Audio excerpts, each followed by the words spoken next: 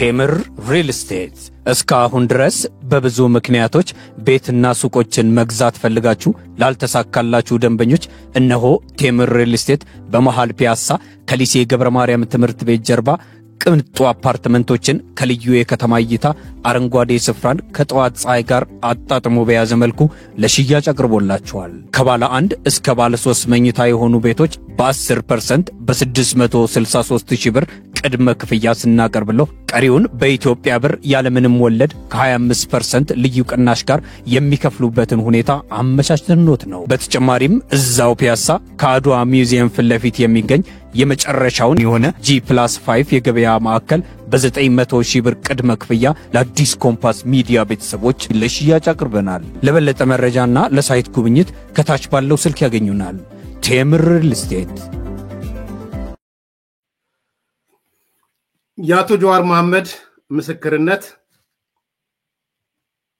የደርዘን መምህራን ርሸና ፍጅትና ማን ትዛዝ ሰጠ የሚል አዳዲስ የደረሱን መረጃዎች አሳጥረን የምናቀርበው ፕሮግራም ነው የሚሆነው። ይሄ ከአቶ ጀዋር ጀምራለሁ። አቶ ጀዋር መሐመድ ዛሬ የጻፈው ጽሁፍ በጣም በርካታ መንጫጫቶች ፈጥሮ ስላየው ነው ያመጣሁት እና ብዙ ርቀት ሊሄድበት አልፈልግም። ለምን መንጫጫት ፈጠረ የሚለውን ራሱ አቶ ጀዋር አይ ቲንክ ቁጭ ብሎ የሚመረምርበት ሰዓት ላይ የሚደርስ ይመስለኛል። ወይም ደግሞ ሆን ብሎ ነው። ጀዋር ስትራቴጂስት ነው። ስትራቴጂስት ሳይሆን አይደለም ያንን ነገር ያመጣው። ስለዚህ አንዳንድ ነገሮች ላይ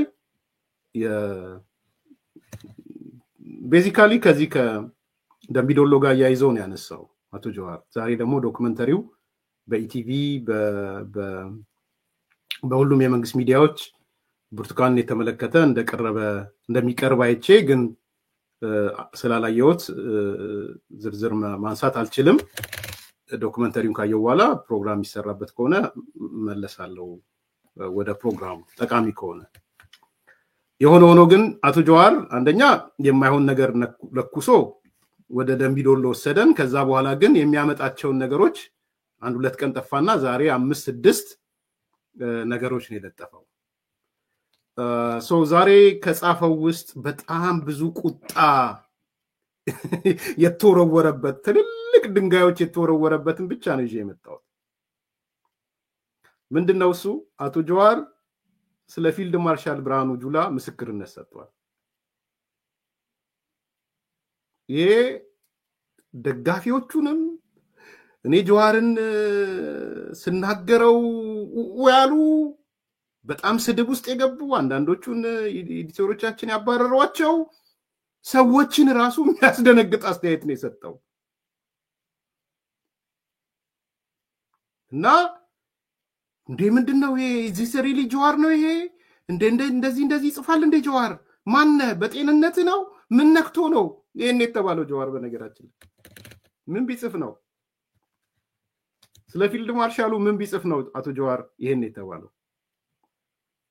እንዲህ ያለው አቶ ጀዋር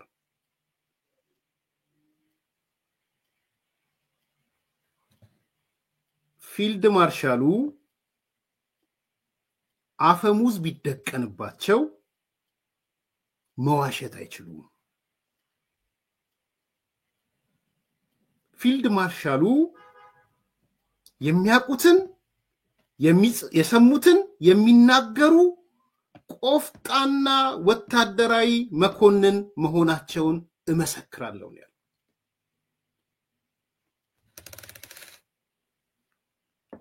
እኔ አይደለሁም አቶ ጀዋር ነው ያለው። አይዟችሁ ያው አጥቼላችኋለሁ። ይሄ ነው አቶ ጀዋር እየተናገረ ያለው። ብዙ ነገር ወደፊት ግልጥልጡ ይወጣል። ማርሻል ብርሃኑ ጁላ ለምን እስከ ወደፊቱ እንጠብቅ? አሁንስ የምናቀውን በመናገር ግልጥልጡን ለምን አያወጡልንም?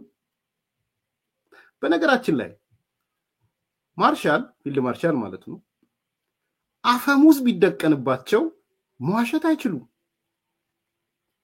የሚያውቁትን የሰሙትን የሚናገሩ ቆፍጣና ወታደራዊ መኮንን መሆናቸውን እመሰክራለሁ። ኤኒዌይስ ደምቢዶሎ በአሁን መንግስትና ግብረአበሮቹ የተቀነባበረ ጉዳይ አለመሆኑ እስኪናገሩ እየጠበቅን ያለንበት ሁኔታው ነው። ሾው ሚ ዩር ካርድ። ዛሬ የወረደበት ውርጅብኝ የወረደበት ዱላ ከአማራው ብሔርተኛ ብቻ አይደለም ባይዘው ይሄ ከኢትዮጵያኒስት ወይ ምናምን ጀዋርን እድል እንስጠው ወደ መሃል መጥቷል ምናምን በቃ ከሌሎቹ ተለይቷል የአገሪቱ አደጋ ገብቷታል የሚሉት እነዚህ ዶክተር ነኝ ምናምን ነኝ እነሱ ብቻ አይደሉም ዛሬ ያሉት የኦሮሞ ብሔርተኞችም ናቸው።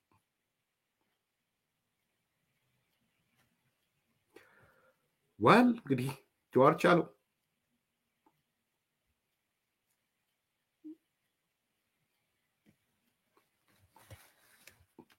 ወዲያው ጀመሩ። አሁን ጀዋር እውነት ያው እንደዚህ እውነት አውርቶ አቅም ምናምን አንተም እኮ እኔ ይዋሻል አይደለም ያልኩት እሱ የስሜት አራጋቢ ነው ያልኩት።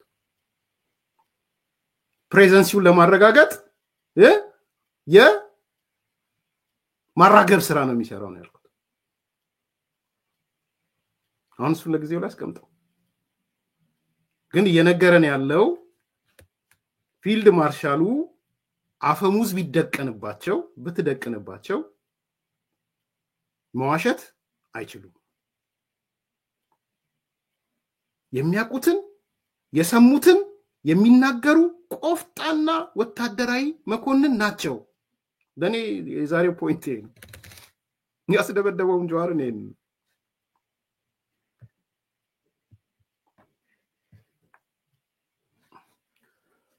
ጥሩ ምስክርነት ነው። ብዙ ጥያቄ የሚያስነሳ ምስክርነት ነው። ያው ባረንጓዴ አድርጌላችኋለሁ የታለ የምትሉት ሰዎች ይሄው እዚህ ውስጥ እዩት። በነገራችን ላይ ፊልድ ማርሻሉ አፈሙዝ ቢደቀንባቸው መዋሸት አይችሉም።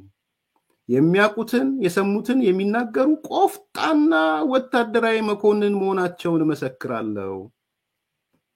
ይሄን ያለው ለአንዳንዶች አዲስ ሆኖባቸዋል። ለኔ አዲስ አልሆነብኝም። በነገራችን አዲስ ኮምፓስ የምትከታተሉ ሰዎችም አዲስ ሊሆንባቸው አይገባም ነበር። ይሄ ሰርፕራይዝ ያላችሁ ሰዎች ለምንድን ነው አዲስ ያልሆነው? ምክንያቱም እኔ መጽሐፉን ያ ኦንላይን ያገኘሁት ባይዘው ሃርድ ኮፒው ማግኘት አልቻልኩም። ሃርድ ኮፒውን ሳገኝ ገዛዋለሁ። በኦንላይን ባገኘሁት ስህተት ነው ብሎም አልተናገረም። አንዱ በጣም የገረመኝ አንዱ ቻፕተር ላይ ስለ ፊልድ ማርሻሉ የጻፈው ነበር። አንዱ ያልገረመኝ ለዛ ነው። የፊልድ ማርሻሉን አንስቼዋለሁ መጥቼ እዚህ ስህተት ነው አላለም። እዛ ላይ ለፊልድ ማርሻሉ ያለውን ስሜት እዛ ላይ ተረድቼዋለሁ። መጽሐፉንም ሪቪው ሳረግ አንዱ ያነሳውት ጀዋር ስለ ፊልድ ማርሻሉ ብዬ ነው ያነሳ። ሂዱና ወደ ኋላ ሄዳችሁ ስሙት በጀዋር መጽሐፍ ላይ የሰራውት ሪቪው ላይ ማለት ነው።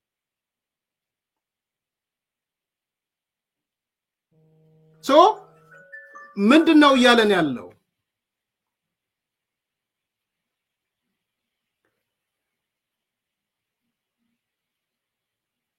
አልጸጸትም ማለት መጽሐፉ አልጸጸትም ላይ ከእስር ቤት እንደተፈታው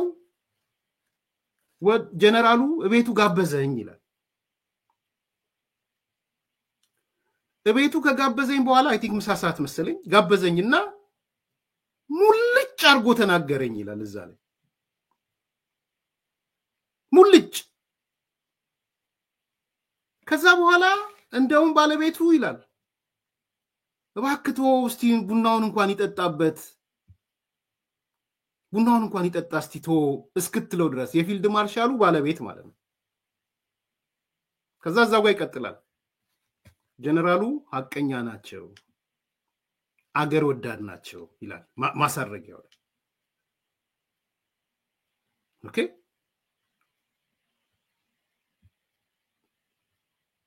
ለኔ አዲስ አልሆነብኝም። ምናልባት ሴራ ሊሆን ይችላል የሚል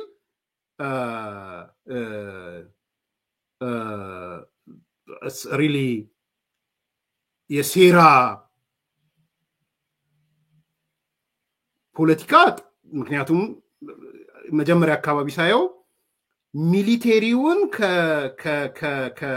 ከፖለቲካ ኃይሉ ለመገንጠል ትልቅ ስትራቴጂ ነድፎ እየሰራል እንደሆነ አውቃለሁ አቶ ጀዋር እኔ ስትራቴጂስት ነኝ እኔ ትምህርቴ ስትራቴጂ ነው ምን ጥያቄ የለውም ስትራቴጂ ነው መማረው ሊደርሺፕ ስትራቴጂ ነው መማረው ቼንጅ ነው መማረው የሆነ ሰው የሆነ ነገር ሲያነሳ አሴ ስትራቴጂ ምንድነው ያሰበው የሚለውን ነው ማስበው ከዛ በኋላ ማጠነጥ ነው መጀመሪያ ሰሞን the whole setup የዛሬ 2 ዓመት አካባቢ ወይ 1 ዓመት ተኩል ጀምሮ ኬንያ ሄዶ ከደረጀ ጋር ቃለ መጠይቅ ሲያረግ ከጋዜጠኛ ደረጀ ኃይሌ ጋርም ሲያረግ በደንብ ተከታትላችሁ ከሆነ ፖለቲካ ኃይሉንና ሚሊቴሪውን ሴፓሬት ያደርጋል ከዛም በኋላ በቀረበባቸው ሚዲያዎችን በሚጽፋቸው ነገሮች ሚሊቴሪውንና ፖለቲካ ኃይሉን ለጥሎ ነው የሚያወራው ሁለቱን ነጥሎ ነው የሚያወራው ይሄ ነገር ምንድነው የሚፈጥረው አንድ የሆነ ፖለቲካ ኃይሉንና ሚሊቴሪው መነጠል የሚፈልግ ስትራቴጂና ታክቲክ መከተል ፈልጓል ይሄ ሰው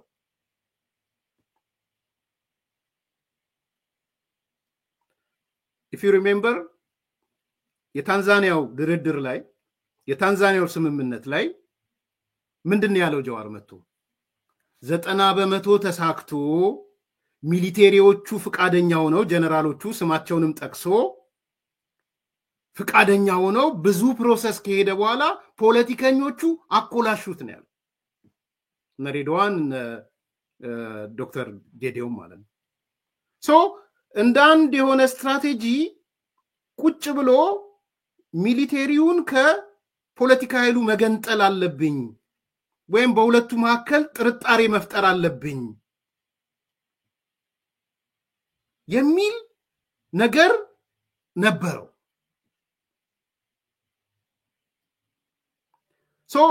ያንን ነው ማቀው ጀዋር እሱን ነው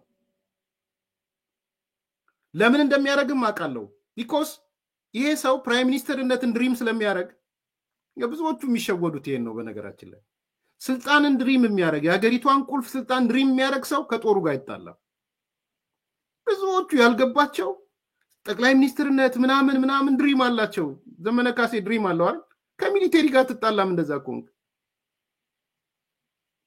በፍጹም ከሚሊቴሪ ስልጣን ጥማት ካለ ነገ ከነጎዲያ ጠቅላይ ሚኒስትር ሆናለሁ ፕሬዝዳንት ሆናለሁ ካልክ ከሚሊቴሪ ነው መጀመሪያ መስማማት ያለበት ፖለቲሻኑና ሚሊቴሪውን ሴፓሬት አድርገ ነው ትክክለኛ ስትራቴጂ ነው ጀዋር የተከተለው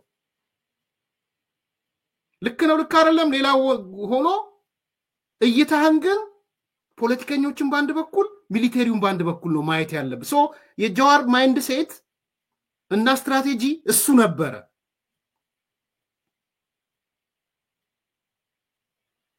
ናው ፖይንቱ ምንድነው ስፔሲፊክ ደግሞ ወደ ፊልድ ማርሻሉ ሲመጣ ለየት ያለ እንትን ያለው ለየት ያለ አክብሮት ነው ያለው not only ሚሊቴሪው በፊልድ ማርሻሉ ይተማመናል ጀዋር በቃ ፊልድ ማርሻሉ የኔ ፊልድ ማርሻል ነው ብሎ አምኗል ቆፍጣና መኮንን ነው ብሎ አምኖታል ይሄ ፊልድ ማርሻል ሐቀኛ ነው ብሎ አምኖታል እኔ አይደለም ጀዋር ነው that's why መጽሐፉ ላይ ጻፈለት that's why ዛሬም የሁሉ ጅራሬና መንጋብ አለበት ኖ ስለ ፊልድ ማርሻሉ ማትንኩብኝ ፊልድ ማርሻሉ እንደዚህ ማትምጡብኝ ፊልድ ማርሻል ላይ አፈሙዝ ቢደቀንበት መዋሸት የሚችል ሰው አይደለም የኔ ፊልድ ማርሻል የሚያቀውን የሰማውን የሚናገር ቆፍጣና ወታደራዊ መኮንን ነው የኔ ፊልድ ማርሻል እያላችሁ ነው ያለው አትንኩት ኖ መስመር ሰጥቷል ያ ማለት እኔ ጠቅላይ ሚኒስትር ሆኜ በመጣ ፊልድ ማርሻል ማረገ አንተን ነው ያለው ነው በሌላ አነጋገር you see then I trust you ደግሞ ትረስትንም ነው ያስቀመጠ ያለው ሶ ዛሬ መጥቶ ብድግ ብሎ ይጻፋል። እኔ ጅራሬን ማስደሰት ቢፈልግ ጀዋር ከልቡ ያላመነበት ቢሆን ኖሮ ምን አጻፈው? ይሄን እንዴ ጅራሬው እኮ ዛሬ ደነገጠው ለምንድን ነው? አንዳንድ የአማራ ብሔርተኞች የጻፉትን እያየው ነበረ። ጀዋር ምን ሆኖ ነው ምናምን የሆነ ቦታ ያሉ ሰዎች አሉ ማቃቸው ናቸው። ምን ቀመሰ ዛሬ? በጤናው ነው እንዴ ዛሬ ያለው? እንዴ ጎሽ ስንለው አሁንስ ቃላቶቹን መግለጽ አልፈልግም። ሶ አስ ስትራቴጂስት ያንን ጅራሬውን ማስደሰት ቢፈልግ ኖሮ ይሄን ይጽፋል ብዬ አላስብም። ምክንያቱም የብርሃኑ ጁላ ጦር፣ የብርሃኑ ጁላ ወታደር፣ የብርሃኑ ጁላ ምናምን ይሄን ያለው ኔሬቲቭ ይሄ ትርክት ባለበት አቶ ጀዋር መጥቶ እንዲማ እንድትሉኝ አልፈልግም፣ እድል አልሰጣችሁም። የኔ ፊልድ ማርሻል አፈሙዝ ቢደቀንበት የሚዋሽ አይደለም። የኔ ፊልድ ማርሻል የሚያውቀውን የሰማውን የሚናገር ቆፍጣና ወታደራዊ መኮንን ነው እያላችሁ ነው ያለው። ሶ በእኔ እምነት ያመነበትን ነገር ነው ይጻፍ። እዚህ ጋር ኮንስፓይሬሲ ያላየውም ሴራ ላየው ከፊልድ ማርሻሉ ጋር በተያያዘ ሴራ ለማየት አልቻልኩም።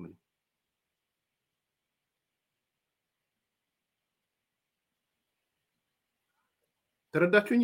ያልኩ ያለሁት ሶ ህሊናው ያሞገተውን ነገር ጽፏል። ሜቢ ክራክ እኔ ጠቅላይ ሚኒስትሩ ጅል ነው ብያለሁ። ምንም ፊልድ ማርሻሉ ላይ እንዲህ ስለጻፈ ይነሳ ምናምን እና እኔ እንደውም አዘር ሳይድ ነው ያየው። አዘር ሳይድ ያየውት ምንድነው? ኦኬ እነ ጀዋር ጀግና የሚሉትን ቆፍጣና የሚሉትን ሐቀኛ የሚሉትን እነ ጀዋር ቆፍጣና ወታደራዊ መኮንን የሚሉትን አፈሙዝ ቢደቀንበት የማይዋሽ የሰማውን የነገረው የሚናገር ሰው ጠቅላይ ሚኒስትሩ ፊልድ ማርሻል አርጎት መድቧል ካለ ጠቅላይ ሚኒስትሩ ሊመሰገን ይገባዋል ማለት ነው።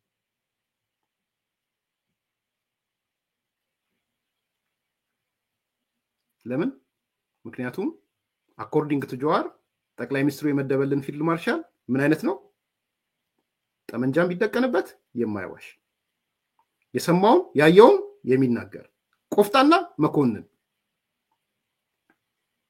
ሶ ክሬዲቱን የሚወስደው ጠቅላይ ሚኒስትሩ። አሁን ዛሬም ስለ 48 ሎስ ኦፍ ፓወር ባወራችሁ አይ ይሄ ልጅ አበዛው ስለምትሉኝ ልተውት። እዛ ሂዱና ፈልጉት። ይሄን እዛ ፈልጉት። ከ48ቱ ግጋት አንዱ ጋር ታገኙታላችሁ። እንደውም ነገ ከነጎዳ ንገሩኝ። ነሳሚ ያላችሁ አይደል? ይሄኛው ህግ ነው በላችሁ ንገሩኝ። ከ48 ሎስ ኦፍ ፓወር አንዱን ነው ይዞ የመጣው ሮበርት ግሪን። ሶ ዛሬ የተከበረው ፊልድ ማርሻሉ ብቻ አይደለም ጠቅላይ ሚኒስትሩ ነው በነገራችን። ምክንያቱም ጠቅላይ ሚኒስትሩ የመደበው ሰውዬ ሐቀኛ ነው። ጠቅላይ ሚኒስትሩ የመደበው ሰውዬ አገር ወዳድ ነው። ጠቅላይ ሚኒስትሩ የመደበው ሰውዬ ሽጉጥ ብትደቀንበት እንኳን የማይዋሽ ነው። ጠቅላይ ሚኒስትሩ የመደበው ሰውዬ ብቁ ንቁ መኮንን ነው። ብቁ ንቁ ነው ምንድነው የሚለው? ቆፍጣና መኮንን ነው። ቆፍጣና መኮንን የመደበው። ሶ ይሄ ፖይንት ክሬዲቱን የሚወስደው መዳቢው አካል ነው የሚወስደው ክሬዲቱ። ለካርሎ ሊደርሺፕ ፎሎወርሺፕ ሄዶች አንብቡ። በሊደር እና በፎሎወር ማለት ኢሚዲየት ሊደር ፎሎወር ማለት ነው። ባይዘው ፎሎወርስ አር ኦልሶ ሊደርስ።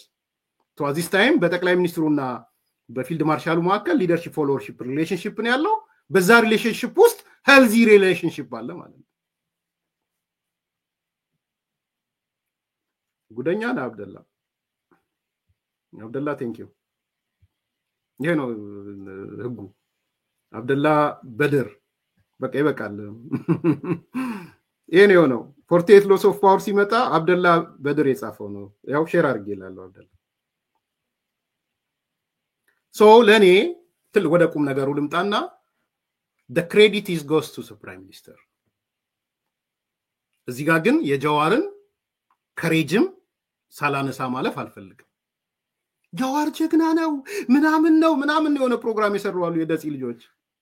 ዛሬ መጥተው ታያላችሁ ጀዋርማ ደብረ አብይ አህመድ የላከው ነው ዛሬ ደግሞ ፕሮግራም ሳይውል ሳያድር ተጋለጠ ፊልድ ማርሻሉን ጀግና አለው ግልጥልጥ ወጣ ጀዋር ነው የሚሆነው ፕሮግራሙ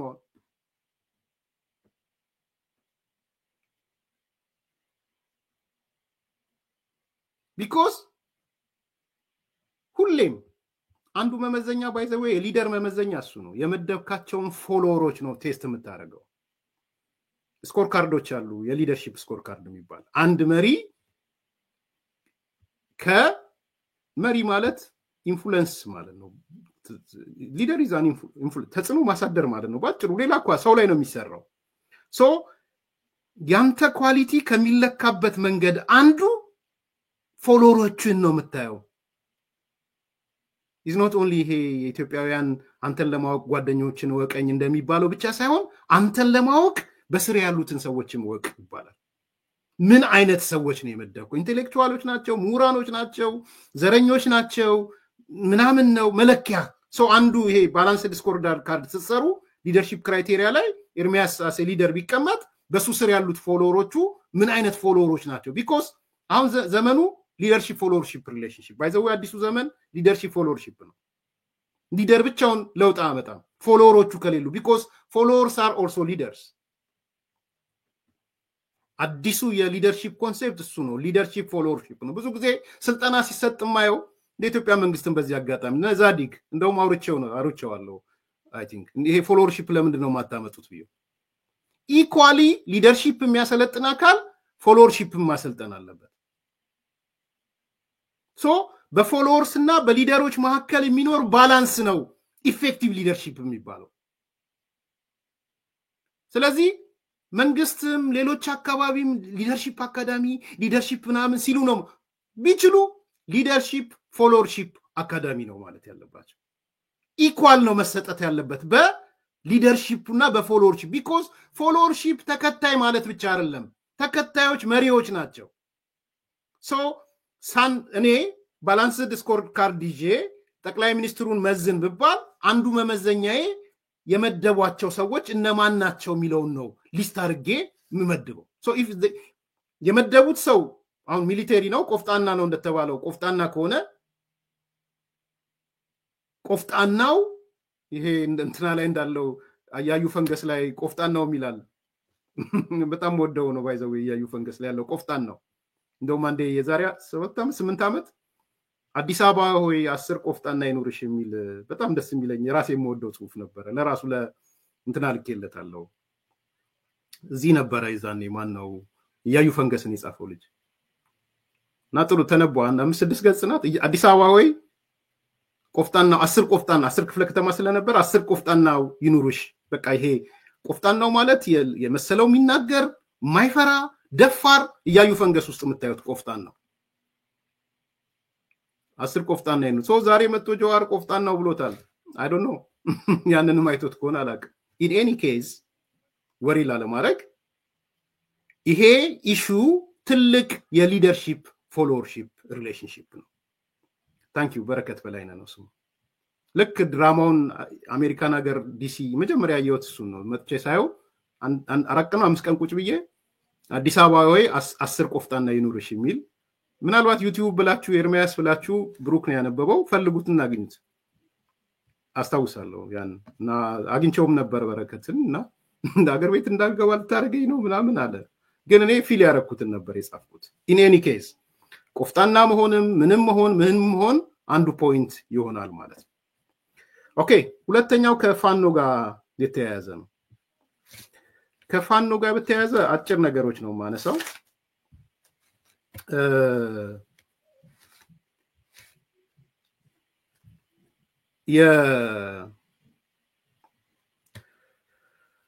አስረስና ዝናቡ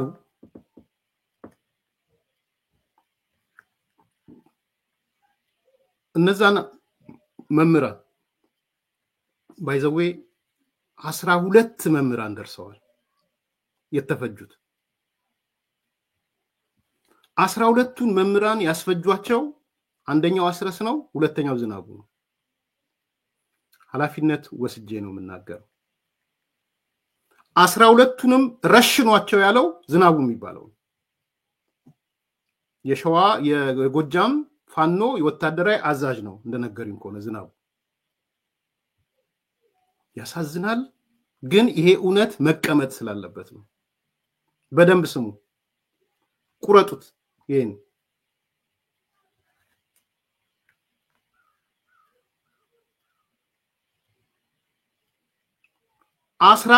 የተረሸኑት መምህራን 12 ደርሰዋል። 12 ናቸው። 2 እስካሁን የገቡበት አልታወቀም። በነገራችን ላይ ጠፍተዋል ነው የሚባለው፣ ተገለዋል ነው የሚባለው። እስካሁን እኔ እዛው ካለ ከመራዊ ነው መረጃ ወስደው ታጣቂዎች የተወሰኑት ተይዘዋል። በነገራችን ላይ ከረሸኑት ሰዎች የተያዙ አሉ። ምናልባት አይ ዶንት ኖ ዶክመንተሪ ሰሩበት ይሆናል አላቅም። 12ቱም መምህራን እንዲረሸኑ ያደረገው አንደኛውና ዋነኛው ዝናቡ ይባላል። ያዙት ይሄን። ቀጥሎ አስረስ የሚባለው ይሄ ለታሪክ እንዲቀመጥ ነው የምናገረው።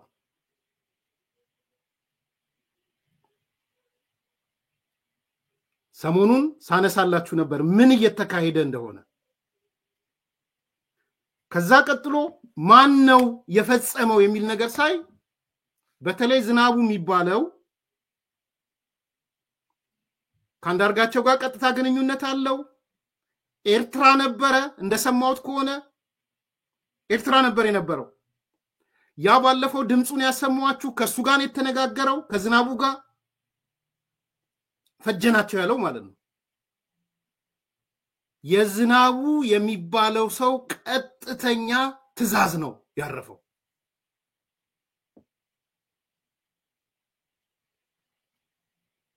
ይሄን የአማራ ጠቅላላ እዛ አካባቢ ያለው ሰው መራዊ ያለው አውቋል። በነገራችን ላይ ፐብሊክ አጀንዳ ሆኗል።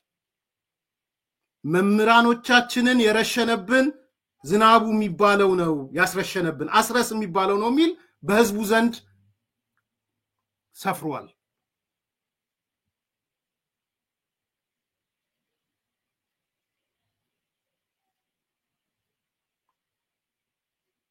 ያስደነግጣል በጣም።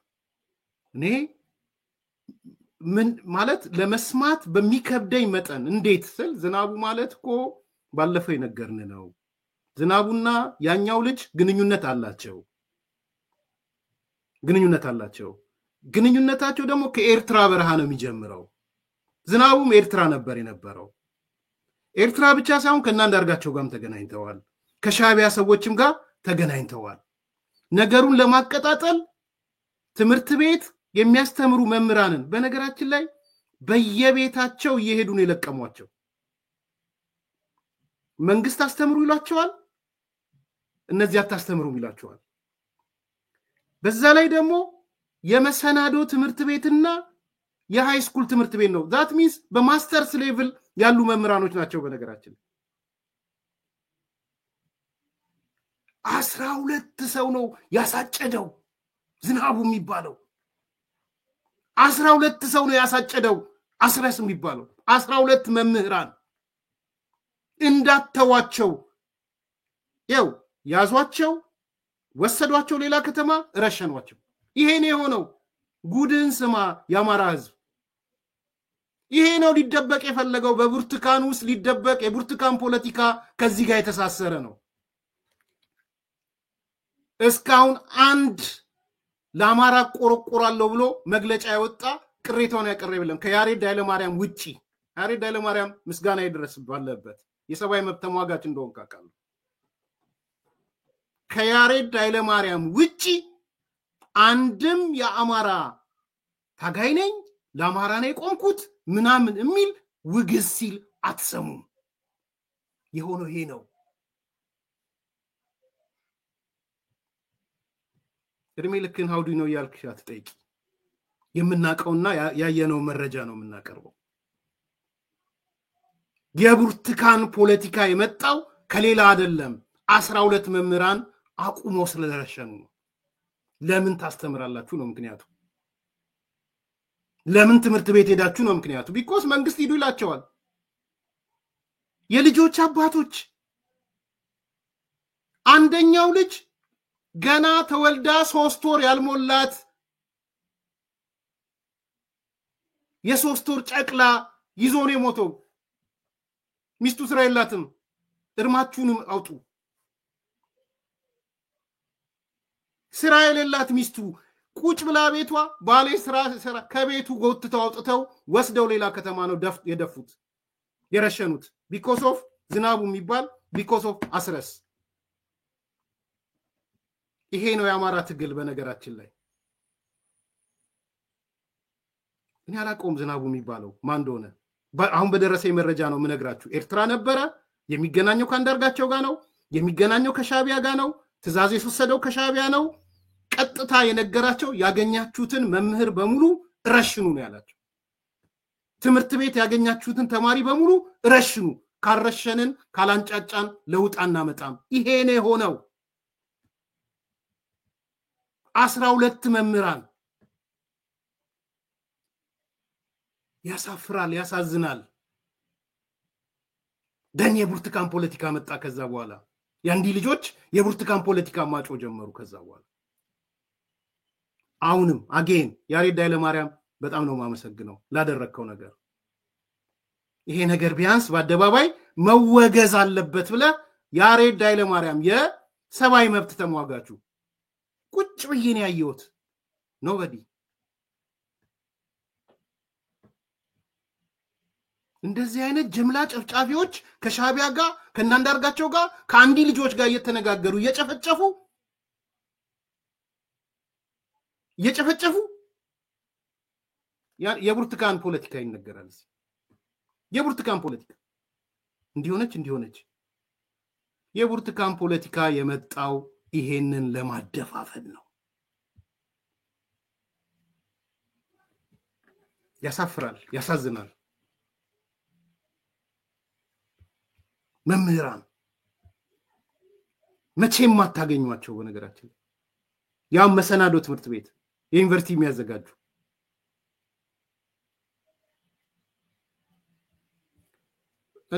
እኔን ከምትሉ ዋዜማ ሬዲዮ ሄዱና ስሙ።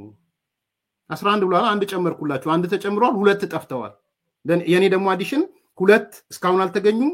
አንዳንዶች ሞተዋል ይላሉ፣ አንዳንዶቹ ተሰደዋል ጠፍተዋል ይላሉ። አንዳንዶቹ ደግሞ ይዘዋቸው እስካሁን አግተዋቸዋል ይላሉ። አሁን ባለኝ መረጃ ግን 12 ናቸው። ዋዜማ 11 ብሎ አውጥቷል። ከየት አወክላልክ ማለት ነው?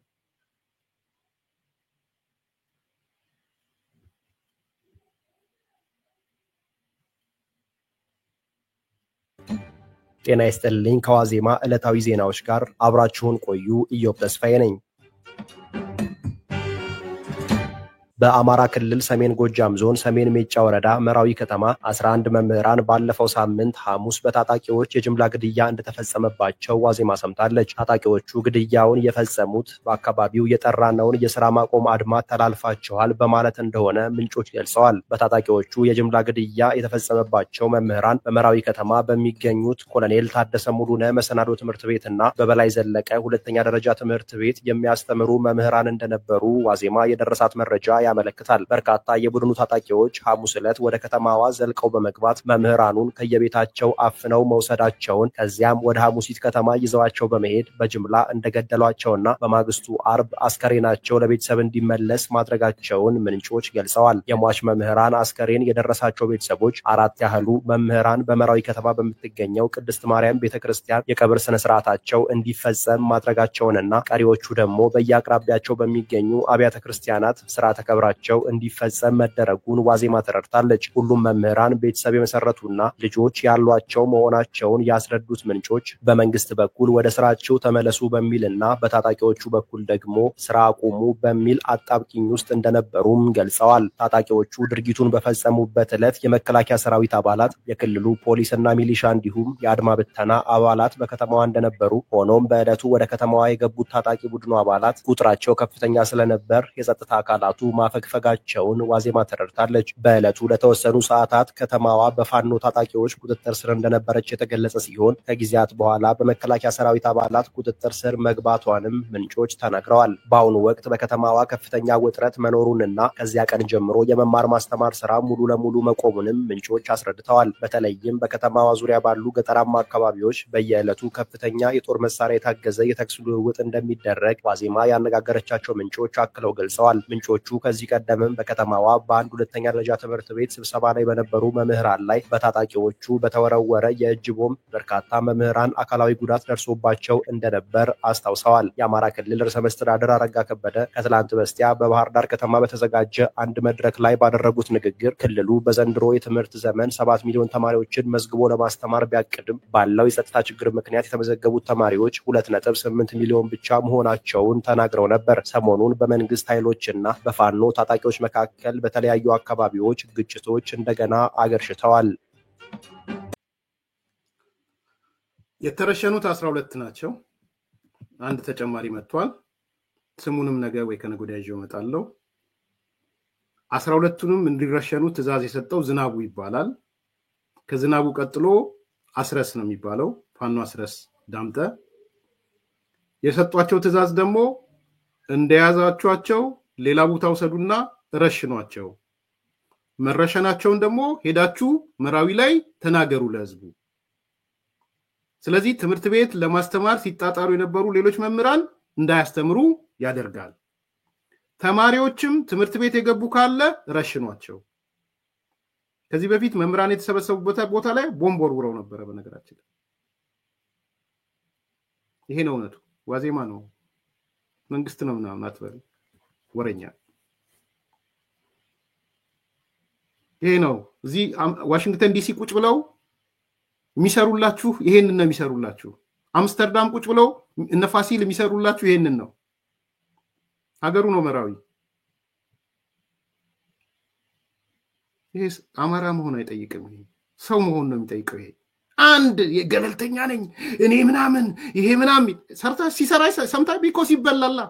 አንዳንዱ ይሄ የትግራይ ጽንፈኛው ደስ ነው ያለው። በነገራችን ይቺማ አትዘገብም ለሱ። የኦሮሞ ጽንፈኛው ደስ ነው ያለው። በአብዛኛው ግን የትግራይ ጽንፈኛው ዋና አስተጋቢው እሱ ነው።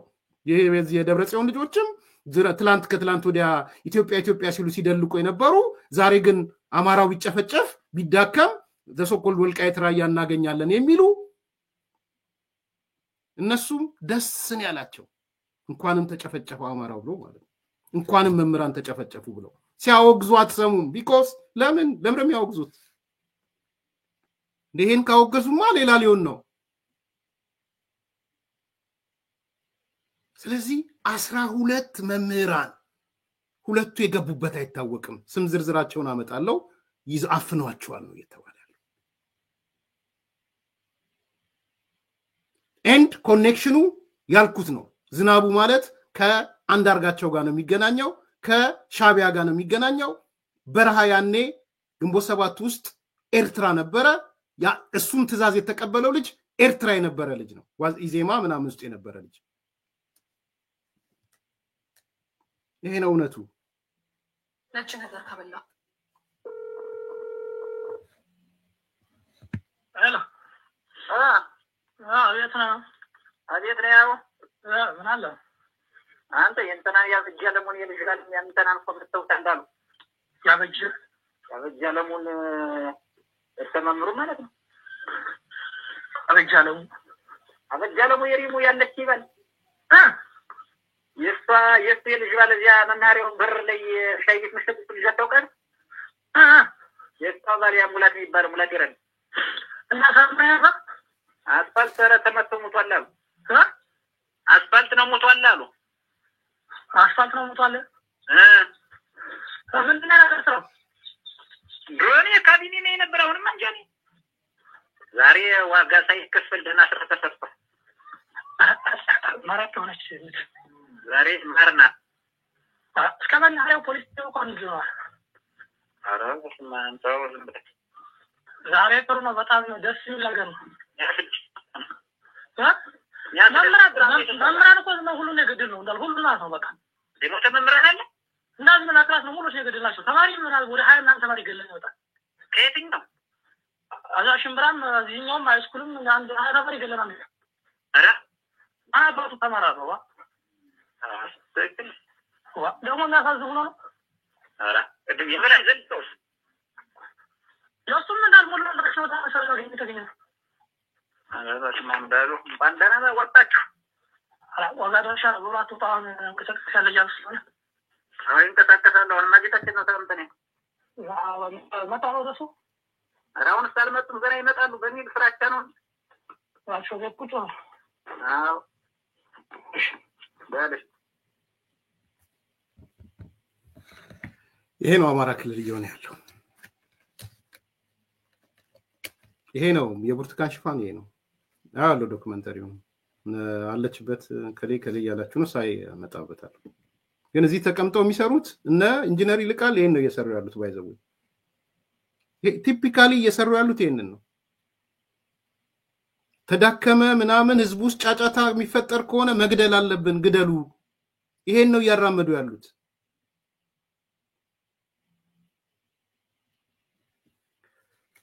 ያሳፍራል። ዛሬ ይሄ ብቻ አይደለም የተከሰተው ከቅራቅር ወደ ከተማ ንጉስም ገብተዋል። ከቅራቅር አካባቢ ነው የነበሩት። አዲስ ተጨማሪ መረጃ ነው ያነሳ ያለው። ቅራቅር ማለት ወልቃይት ማለት ነው ጠገዴ ማለት ነው ዛሬ ጠገዴ ላይ መከላከያ አልነበረም። ታጣቂ ኃይሉም ብዙ ሰላም ነው ብሎ ታጣቂ ኃይሉም በተዘናጋባት ሰዓት ገብተዋል። ቅራቅር ነው የሚባለው። ይሄ ጠገዴ በሁለት ነው የሚከፈለው እንግዲህ እንደምሰማው የአማራ ክልል ያለው ጠገዴ አለ። ከአማራ ክልል በፊት በትግራይ ክልል የሚተዳደረው ጠገዴ አለ። አሁን የገቡት አማራ ክልል ያለው ጠገዴ ላይ ነው የገቡት። ከገቡ በኋላ ሁለት የምስኪን ሰዎች መኪና አቃጥለዋል። የጭነት መኪና ያን ካቀጠሉ በኋላ ሰዎች ሲመጡባ ለምንድን ነው ይሄን የምታደርጉት ሲሏቸው አግተው ወስደዋል። ወደ 4 ሰዎች አግተው ወስደዋል። ይረሽኗቸው አይረሽኗቸው የታወቀ ነገር አይደለም። ለምን የሲቪሎችን መኪና ዘን አንደኛው ታፍኖ የተወሰደው ሰው አፈረ አፈወርቅ ይባላል። ሁለተኛው ምስጋናው ይባላል። እኔ በስም በመረጃ በማስረጃ ነው የተናገርኩ ያለሁት። ቅራቅር ነበሩ። ከቅራቅር ወደ ከተማ ንጉስ ነው እየሄዱ ያሉት። ከተማ ንጉስ ማለት የትግራይ ሲቆጣጠር የነበረው ጠገዴ ማለት። ምክንያቱም ቅራቅር ላይ መከላከያ ሲመጣባቸው ጥለው ነው ባይዘው የሚያደርጉት ምንድነው መከላከያ ለመኖሩን ሲያረጋግጡ ይገባሉ ሮጠው። ይሄ ከተደበቁበት ዋሻ ከምናምን ከቤት ውስጥ ወጥተው ይገቡና ግድያ ይፈጽማሉ። ይሄ ነው እየሆነ ያለው በነገራችን ላይ። ቅራቅር ነበሩ። ሲቪሎችን ገለዋል። 2 መኪና አቃጥለዋል። ይሄ ጠገዴ ማለት ነው ማዕከላዊ ጎንደር ማለት ነው። ልክ ሚሊቴሪው ሲመጣባቸው ሮጠው ወደ ከተማ ንጉስ ሄደዋል። ከተማ ንጉስ ማለት ሌላኛው ጠገዴ ነው። ይሄ እንግዲህ በነ ኮሎኔል ደመቀ ዘውዱ አካባቢ ነው። 15 ደቂቃ መንገድ ነው ያለው። ይወጣታል አይወጣትም። እነ ኮሎኔል ደመቀ ዘውዱ የዛሬ 2 ሳምንትም ሞክረው ነበር። 5 ሰዎች ተገለውባቸው ነው ጥሎ የወጡት። ይሄ ነው እየሆነ ያለው። እንድትገነዘቡ ነው እየሰጧቸው ያለው። ሌላው በራሳቸው በፋኖች እርስ በራስ ያለ ግድያ ነው፣ መገዳደል ነው። በሸዋ የሁለት ፋኖች ውጊያ እርስ በራስ እየተካሄደ ነው። በዚህ በአፋድና በነ ዘመነ ደጋፊዎች መካከል ማለት ነው። እዛ ያለው ሸዋ ላይ ያለው እርስ በራስ መጨፋጨፍ ነው ያለው። ዛሬ ኃይል ሚዛን ያለው የነ አፋድ ነው ያሉ ነው የነ እስክንድር ማለት ነው። እንግዲህ ማን ነው ሸዋ ላይ ያለው? ከሌ የሚለውን አላቃቸውም። በዚህ አጋጣሚ ደስተኛ ኢንተረስትድም አይደለም። ግን ያሉትን መረጃዎች ሁለቱ እርስ በራስ እየተጨፋጨፉ ነው ያሉት። ሌላው የሰላም ካውንስሉ ነው። የሰላም ካውንስሉ ነገ ከነገ ወዲያ በዝርዝር መለስበታለው። ለዶቼ ቬለ የሰጡት መግለጫ አለ። ከጊዜ አንፃር ነው ማልሄድበት። እንግዲህ እዛ ላይ የሰላም ካውንስሉ በፈለጉት ቦታ በፈለጉት ሰዓት አደራዳሪ ባለበት መደራደር እንደሚችል መንግስት ፍቃድ ሰጥቶናል ብለዋል። እንግዲህ አንዳንዶች በጣም አስቂኝ እኮ ነው።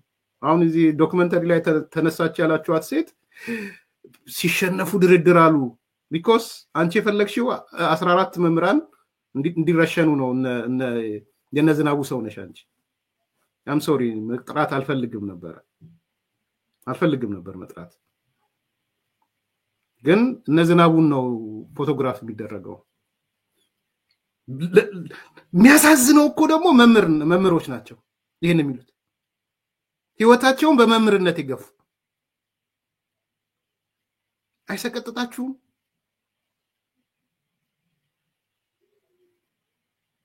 አያሳዝንም? እና ዛሬ የሰላም ካውንስሉ ከመንግስት ግሪን እንትን አግኝቻለሁ፣ በፈለጉት ቦታ በፈለጉት አደራዳሪ በፈለጉት ሁኔታ አውሮፓ ምንም ሰላምና ድርድር ከመጣ ፍቃደኛ ናቸው ብሎ ፋኖን ጠይቀዋል። እነሱ መደራደር ትፈልጋላችሁ ወይ? ማን ዋስትና ይስጣችሁ? የት ነው መደራደር የምትፈልጉት? ካውንስሉ ጥያቄ አቅርቧል። ዛሬ ግን ውጭ ያለው ኃይል አያችሁ አይደለ? በስምንተኛው ቀን በነበረው ጦርነት ስላሸነፍንና አፐራንድ ስለያዘን መንግስት በካውንስሉ በኩል ድርድር ጠየቀ። ይሄን ነው ያስተጋቡ ያሉት። የት ያሉት? ዲያስፖራ ያሉት።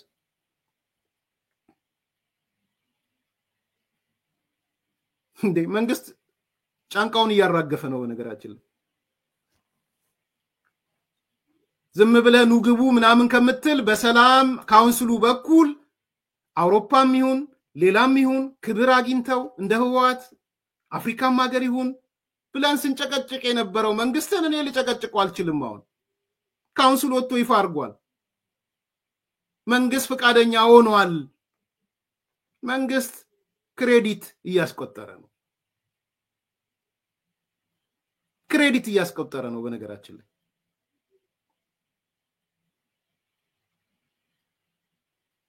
እና የሰላም ካውንስሉ በዚህ ደረጃ ይፋ ማድረጉ ትልቅ ነገር ነው። እናንተ እንደምትሉት የፍራቻ የምናምን ቢኮስ እናንተ መጨረስ የምትፈልጉት የሻቢያን ተልእኮ ነው ማሳካት የምትፈልጉት።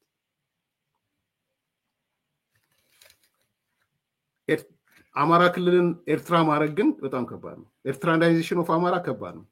ለነገሩ የምትፈልጉት አማራናይዜሽን ኦፍ ሌላውንም ነው የምትፈልጉት። ሌላው አካባቢም የአማራ ክልል አይነት እንዲሆን ነው የምትፈልጉት። እየሰራችሁት ያለውም እሱ ነው። ስላልቻላችሁ ነው፣ ስለከበዳችሁ ነው እንጂ አማራ ክልል የሆነውን ነው ሌላ ቦታ እንዲሆን እየሰራችሁ የነበር። እሱ አልተሳካም። ስለዚህ ክልሉን ማውደም ማድቀቅ፣ ይሄ ነው ስራችሁ።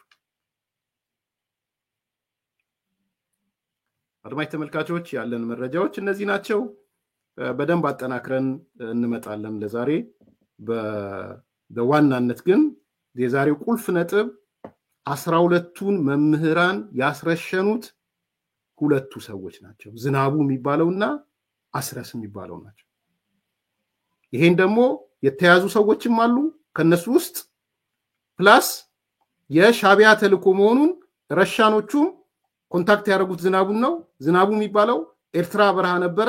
ከኤርትራ በረሃ ነው መጥቶ ያለው። ትምህርት ጠል ነው አሉ። በነገራችን ላይ እኔ አስረስ ይገርመኛል። ያኛው በጣም ትምህርት ጠል መምህራን ጠል ነው አሉ። በቃ ካራክተሩ ራሱ አንዳንዶቹ አይ ቲንክ ከጀርባ ፐርሰናሊቲያቸው መጠናት አስተዳደጋቸው መጠናት አለበት። የመጨረሻ ትምህርት ጠል አስተማሪ ጠል ነው የሰማው። ሰው እንደዛ አይነት ሰው ነው እየመጣ ያለው። እነ ኢዲ አሚን ዳዳ እየመጡ ነው ማለት ነው አማራ ክልል።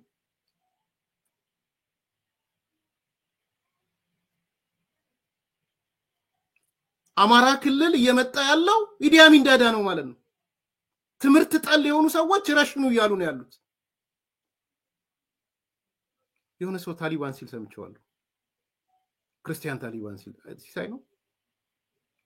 ታሊባን እንኳን እኔ ካራክተራይዝ ማድረገው ከዚህ በፊት አንስቼዋለሁ። ቦኮ ሃራም ናቸው እነዚህ። ቦኮ ሃራም እነዚህ ናቸው እየመጡ ያሉት። የአማራ ህዝብ ይግባህ ምን እየሆነ እንደሆነ።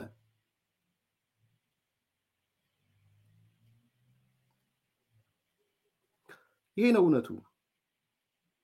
ላይክ አድርጉ፣ ሰብስክራይብ አድርጉ፣ ሼር አድርጉ። ጥያቄ አስተያየት ካለ ላኩልን። መልካም ቴምር ሪል ስቴት እስካሁን ድረስ በብዙ ምክንያቶች ቤትና ሱቆችን መግዛት ፈልጋችሁ ላልተሳካላችሁ ደንበኞች እነሆ ቴምር ሪል ስቴት በመሃል ፒያሳ ከሊሴ ገብረ ማርያም ትምህርት ቤት ጀርባ ቅንጡ አፓርትመንቶችን ከልዩ የከተማ እይታ አረንጓዴ ስፍራን ከጠዋት ፀሐይ ጋር አጣጥሞ በያዘ መልኩ ለሽያጭ አቅርቦላችኋል። ከባለ 1 እስከ ባለ 3 መኝታ የሆኑ ቤቶች በ10% በ663,000 ብር ቅድመ ክፍያ ስናቀርብለው ቀሪውን በኢትዮጵያ ብር ያለምንም ወለድ ከ25% ልዩ ቅናሽ ጋር የሚከፍሉበትን ሁኔታ አመቻችተንሎት ነው። በተጨማሪም እዛው ፒያሳ ከአድዋ ሚውዚየም ፊት ለፊት የሚገኝ የመጨረሻውን የሆነ G+5 የገበያ ማዕከል በ900,000 ብር ቅድመ ክፍያ ለአዲስ ኮምፓስ ሚዲያ ቤተሰቦች ለሽያጭ አቅርበናል። ለበለጠ መረጃና ለሳይት ጉብኝት ከታች ባለው ስልክ ያገኙናል። ቴምር ሪል ስቴት